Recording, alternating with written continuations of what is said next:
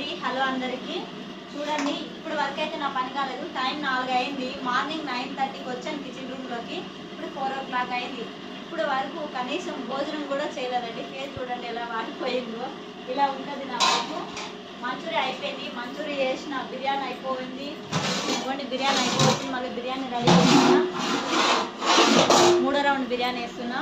Rice, noodles అన్నీ ఉడకబెట్టిన ఇంకా ఐటమ్స్ చూడండి ఎలా ఉంది. కిచెన్ రూమ్ ఎక్కడ ఎక్కడ సందర్భంగా ఉన్నది.